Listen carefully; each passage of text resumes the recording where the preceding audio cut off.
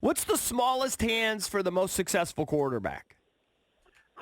I think Jared Goff at 9. I don't think I've ever seen one below 9 for a guy who really has been a successful quarterback. But, I mean, the big thing is if you weren't fumbling in college and if you weren't, like, having issues with it, I don't really think you're going to have too many issues in the NFL. Now, the ball is a little bigger in the NFL. Like it is just a tad bigger. So, yes, that could present some problems. But, I mean, he had no ball security issues, no accuracy issues. I'm not really buying into it being a problem for him. Right. Well, Mike, what I was saying is if you were to look at a ruler and you just looked at how small a quarter of an inch is, how could that be so different? Small. Yeah. Like Patrick Mahomes, I guess, is a quarter of an inch more than Joe Burrow. If he just practiced spreading his hand, he probably gets a quarter of an inch. Yeah, there was actually, so we talked to when Brandon Allen was coming out, Arkansas quarterback, he had a massage therapist work on his hands every single day so that he could get in over 9 inches. Not even incredible. a joke. That actually happened. Yeah. That's incredible. Don't guys do stuff like that for the height, too?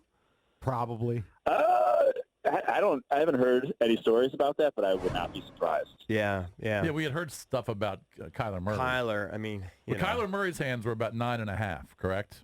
Didn't he come in at 9.5, yeah, Mike? Yeah, he had big enough hands for sure. I don't remember that being an issue, but I do think like the hairstyle that he was rocking was giving him some inches. Like you can't push that all the way down. It was gonna at least give him like a quarter of an inch there. Right. So we've been talking about Joe Burrow, and we were hearing some rumors that he is not interested in playing for the Bengals. Okay, now he hadn't come out and said there's no way I'm going to play, but there's some rumors, and who knows? Maybe he doesn't want to play there. He is from Ohio, but maybe he doesn't want to play for the Bengals because of their ownership, and they've just been a perennial loser. But how much power does he have to force the Bengals out of that one spot or to not draft Joe Burrow? Can you see that happening? I don't foresee. I mean, even if you're the Bengals, I don't foresee them. The worst it could be is the Eli Manning situation where you draft him and then he's saying, I'm not going to come play. Like even if he says he's not going to come play, I think you still draft him as the Bengals and then work from there. But he has all the leverage. If you're the Bengals and you draft him, he says he's not going to come play. You really can't risk just calling the bluff or waiting a whole season and then going back and getting someone else in 2021. You have to basically deal that guy. So he does have all the leverage. If you're the best quarterback in the draft, unquestionably like he is, you couldn't basically not necessarily pick your spot, but you can definitely force your way out of Cincinnati if you wanted to.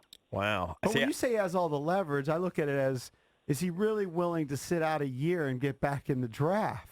I mean, how many guys have actually done that? Yeah, I mean, it's not. But that's what I'm saying. I don't think it's going to actually. If you're the Bengals, you can't do that. Like you have to get that value back from basically the pick that you had at the top of the draft. Like you just have to deal it. I don't think they would call the bluff and make him sit out a year. That would be. You would just get such a bad reputation as a franchise. So you actually think that there's a chance? Yeah. You actually think there's a chance that move could happen then? No, I don't actually think Burrow. All those reports, I don't believe at all. I'll be honest. I think he's very much willing and going to play for the Bengals next year. You think he's just playing coy and just seeing, maybe he can kind of scare him into something, but push come to shove, he'll definitely play there. Yeah, I'm not even sure. Like the reports have been nothing from Burrow saying it. It's all been people speculating on behalf of Burrow or people around Burrow. There's been nothing from Joe himself. Actually, stating that he wants out. What about the idea? So the Skins, obviously, we're here in D.C. We're very curious as what they're going to do with that second pick. A lot of people are for Chase Young. A lot of people have him as the most talented player in the draft. Quarterback, a more important position, though, hence Burrow potentially going 1. What do you see other teams moving up to 2, maybe to grab a Tua or maybe even to grab Chase? Is there any chance they could trade out of that and accumulate some picks, or is that just a fantasy at this point?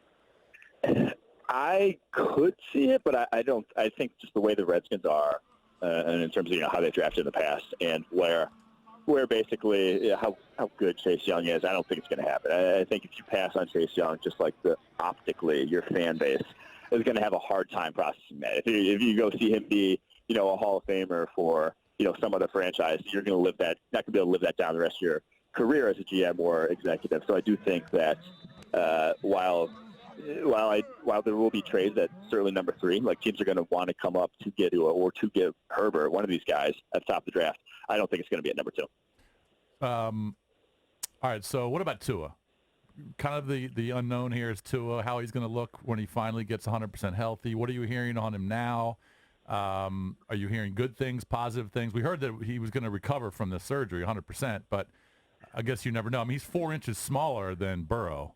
You know, he's 5 or 6 inches smaller than Herbert. He's 6 inches smaller than Love. Now, I think he's better than some of those guys, but what are you hearing on Tua Tag? Yeah, so the injury is kind of the obvious elephant in the room that you just don't know at this point where it's going to end up.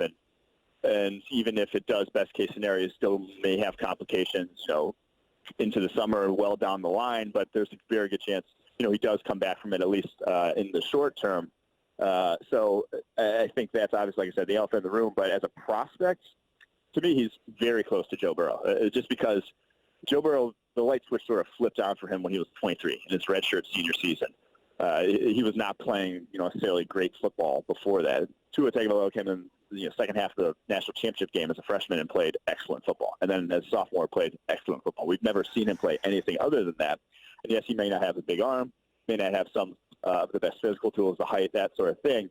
But all he's done is play quarterback position at the highest level in college football. So I do think that as a prospect, he's every bit a franchise quarterback type of prospect, arguably up there with some of the best quarterback prospects over the last 5 years. So if there's all the health concerns check out, that hip injury never happens, teams should be falling all over themselves to trade up to get this guy. Do you think Miami has their eyes squarely set on Tua? I do. I think they should. And they, if anyone can make the move, they have more draft capital to do it. So I do think that if I had to pick a team right now, it would be Miami. There he goes still. Joined by Mike Renner. He's the lead analyst for Pro Football Focus. He's in Indy for the NFL Combine. So I think a phrase which is overused is generational talent, and that's what you hear about Chase Young. It seems like Jadeveon Clowney was probably a generational talent, and Myles Garrett, generational talent. How does he compare at this point to those guys who were drafted number one? I think he's the actual generational talent of the bunch. I think he's the best one. And it's because there's really not much he can't do about the position. I think with Myles Garrett, you saw him at times in college just get shut down. He didn't have a ton of pass rushing moves. I think Chase Young, the difference between him and Garrett is he has a lot more moves at this point in his skill set. I mean, similar athletically. Both are just off the charts athletically. I think with Jadeveon Clowney, he was far more unpolished and also a little bit stiffer than the other guys. Couldn't really bend the edge. These two guys, Myles Garrett and Chase Young, there's not really anything they can't do about the position. So, but like I said, I think Chase Young's just more polished coming out. So you grade him better than those two? Coach. Yeah. Oh, yeah. Yes, I would. I think he is. I think like surefire. I'm not going to put him in the Hall of Fame yet, but I think he's very close to perennial Pro Bowler from day one. What's the deepest position or two in this draft?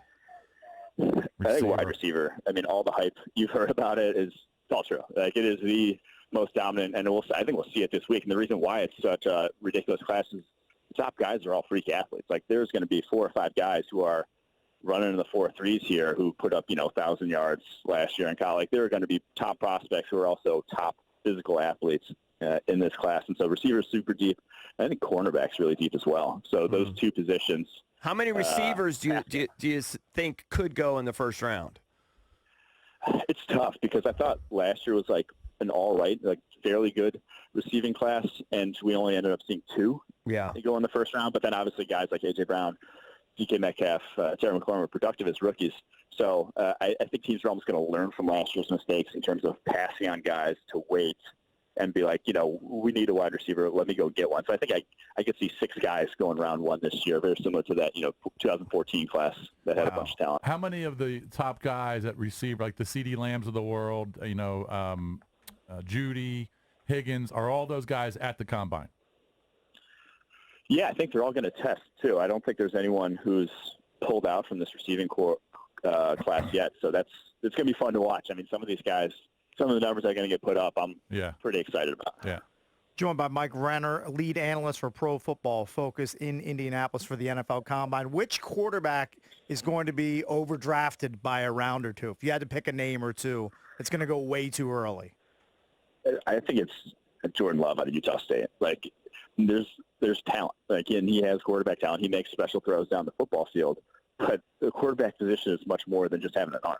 And there's a lot of things about the position that he does not do exceptionally well. And with how he played this last year, situation, yes, it is important, but if you can't rise above your situation at the college level, what are the odds you're going to do at the NFL level? So he really would scare me if I'm drafting, if I'm like the Colts and I'm taking him in the first round of 13. I just don't foresee him as being NFL ready. And I think he does go first round because of the arm, but man, I don't think he really is that necessarily first round prospect at this point. Yeah, he had a bad year this year too compared to last year. Let me ask you very this. much. So you think that Love goes first round? So you think 4 quarterbacks are going in the first round? I think at least 4. Yeah. I think you'll see at least 4 go in the first round because Herbert's. I think you'll see 3 at least go in the top 10 with Herbert, Tua, obviously pending injury, and then Burrow. So at least 4. Maybe Jacob Eason sneaks in the back of round 1. Maybe Jake Fromm sneaks in the back of round 1. But yeah, I think at least 4. I think just getting back to the defensive positions, I think Isaiah Simmons from Clemson is going to be a stud in the NFL. He is just so versatile, really good athlete, well coached. Apparently a great kid. I think he's going to be an absolute. Whoever gets him is going to get a Pro Bowler. Yeah, I don't see how he couldn't be. Is one of those things. Maybe he doesn't play the run well, but that's not what you care about anymore at the linebacker position. You want a guy who's able to affect the passing game, and he's a linebacker who played free safety at times and was a good free safety. He could do that at the college level. Imagine what he's going to be able to do if he just is patrolling the middle of the field in the NFL. So yeah, I agree with you there. Isaiah Simmons really is, for pretty much across the board, checks every box. Mike, have you been, did you follow the NFL closely? Or were you just strictly locked in on the draft? Because I wonder how you would grade Haskins' development this year. No, I follow rookies. So what I do is the draft, and then I'll go rookies and then into year 2 on guys and still follow them in terms of what they are. And Haskins, it was rough. It was not in terms of being able to efficiently get through his reads was the scariest thing. I think towards the end of the year, I was a little better than right at the beginning. Right at the beginning, you could tell he was just frozen in terms of the game speed was just too much for him. And I think he sped up in that regard, but you still saw he just took, yes, he had a bad offensive line, but he took way too many sacks. There are still some issues. But year 1 is almost like a throw-out year for a lot of guys. At the quarterback position especially, it's just such a big transition, especially when you're a guy like Haskins who has 1 year of playing college football, really. 1 year of actually seeing defenses. Right. I think you're really not going to be able to glean too much into that. So, yeah. So do you know – would you – there's enough there that we saw to stick with it, right? Yeah, I'd stick with it, and we kind of here at PFF have been saying, if you don't have a quarterback, draft another one, and if Tua didn't have the hip injury, I'd be all for going for Tua just because he is, it's sort of like the Cardinals last year. I don't think they have any remorse about going back to the well at quarterback back-to-back years and getting Kyler Murray, because if you can improve at that position, it's so much more valuable than any other position you could feasibly draft. So I do think Tua is a better prospect coming out, but at the hip injury, I'm not sure with that risk involved I'd be willing to, go back to the well at the position.